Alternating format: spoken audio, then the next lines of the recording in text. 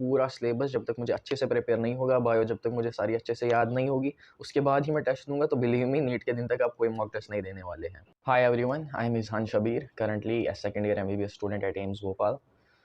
I got 692 out of 720 marks in my NEET 2021. तो यार आज की इस वीडियो में मैं नीट के रिलेटेड ही कुछ पॉइंट्स बताऊंगा आपको कि लास्ट के इन 2-3 महीनों में हमें क्या करना चाहिए कि जिससे हम एक अच्छा स्कोर ले पाएँ, ताकि हमें अपनी चॉइस जो अपना हमारा ड्रीम कॉलेज है हम वो अचीव कर सकें। देखो ये जो लास्ट का फेज़ है ना, लास्ट के 2 या 3 महीने जो होते हैं एग्ज़ाम से पहले, these are the real game change.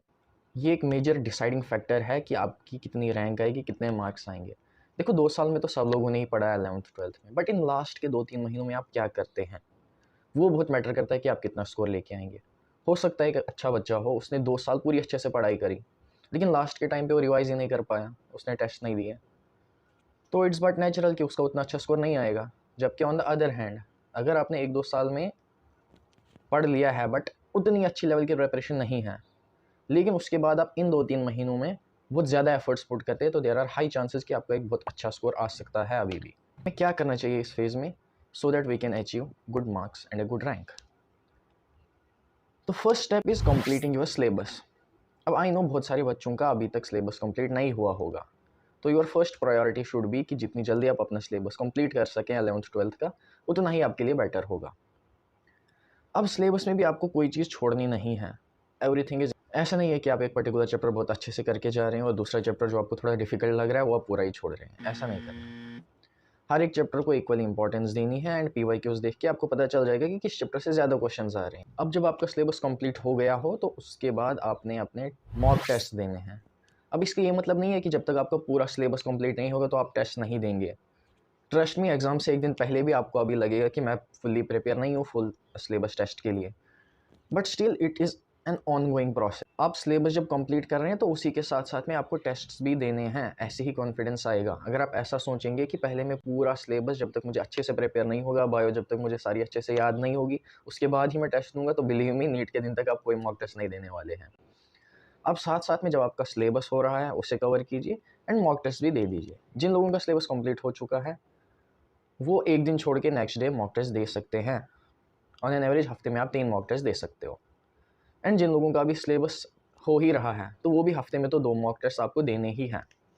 अब मॉक टेस्ट कैसे देने हैं?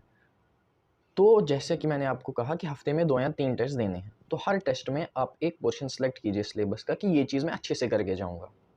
जैसे फॉर एग्जांपल आपको जो नेक्स्ट मॉक टेस्ट है, बायोलॉजी के कोई 2-3 यूनिट्स आप चूज़ कर लो कि जो आपको लगता है ये डिफ़िकल्ट है या ये अभी मुझे प्रिपेयर नहीं है, एंड देन अगले मॉक टेस्ट के लिए वो यूनिट्स आप अच्छे से प्रिपेयर कर लो। जैसे उन यूनिट्स में आपकी सारी प्लांट फिजियोलॉजी हो सकती है, ह्यूमन फिजियोलॉजी हो सकती है, ये 2 यूनिट्स आपने अच्छे से कवर कर लिए। सिमिलरली केमिस्ट्री एंड फिजिक्स में भी आपने ऐसे ही चूज़ कर लिए यूनिट्स एंड वो अच्छे से प्रिपेयर कर लिए नेक्स्ट मॉक टेस्ट के लिए। अब जब वो आप मॉक टेस्ट देंगे तो उसके बाद टेस्ट खत्म होने के बाद आपको एनालाइज करना है कि पेपर में कौन से क्वेश्चंस गलत हुए।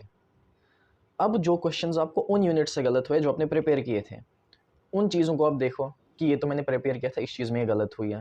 फॉर एग्जांपल कोई एनसीईआरटी की लाइन थी और आपको याद नहीं आई है, तो वो पर्टिकुलर लाइन जिस चैप्टर से आई थी, go back to that chapter in NCERT and अच्छे से वो चैप्टर आप कवर अप कर लो। जहाँ पे आपको लगेगा कि आपने कुछ पॉइंट्स मिस कर दिए थे जिनसे कि एग्जाम में क्वेश्चन आए हैं, तो उन चीज़ों पर ज़्यादा स्ट्रेस देना है। सिमिलरली जब आप नेक्स्ट मॉक टेस्ट देंगे तो नेक्स्ट यूनिट्स आप सेलेक्ट कीजिए, 3-4 units as per your capability. उन यूनिट्स को सेलेक्ट करके अगले मॉक टेस्ट में आपने उन यूनिट्स पर फोकस करना है। तो ऐसे करते करते इवन अगर आप 10 मॉक टेस्ट भी ऐसे देते हैं तो इन टेस्ट में आपका पूरा सिलेबस कवर हो जाएगा। और हर टेस्ट से पहले आपको पूरे 99-100 चैप्टर्स करने की ज़रूरत नहीं है। ऐसे जब आपने स्टार्टिंग के 9-10 मॉक टेस्ट में कर लिया तो इसी तरीके से आपका सारा सिलेबस कवर हो गया।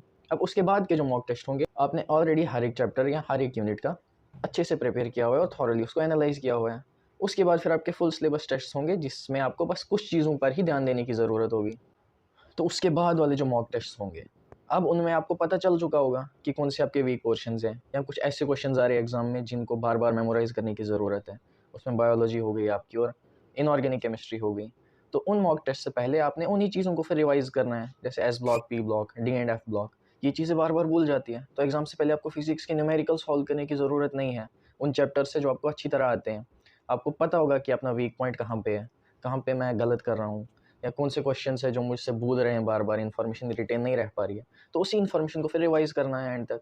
तो यार बस यही कुछ चीज़ें थी जिनका आपको ध्यान रखना है कि सिलेबस पूरा कंप्लीट करना है, कोई भी चैप्टर छोड़ के नहीं जाना है, साथ साथ में मॉक टेस्ट देते जाने हैं, मॉक टेस्ट का एनालिसिस करना है और बार बार रिवाइज करना है उन चीज़ों को जो हम भूल जाते हैं। आई नो ये सब चीज़ें आपको पहले भी पता है, इसमें कोई नई चीज़ नहीं है, बट बिलीव मी यही चीज़ें होती है जो एक टॉपर को उस लेवल तक पहुँचाती है। उसके पास कोई सीक्रेट नहीं होता है, बस यही कुछ चीज़ें हैं। कंसिस्टेंटली पढ़ाई करते रहनी है।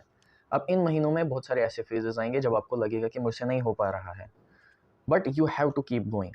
हर एक दिन, एवरी डे काउंट्स। इन सब दिनों में जितने भी एफर्ट्स पुट करेंगे, believe me they will be fruitful at the end of the day.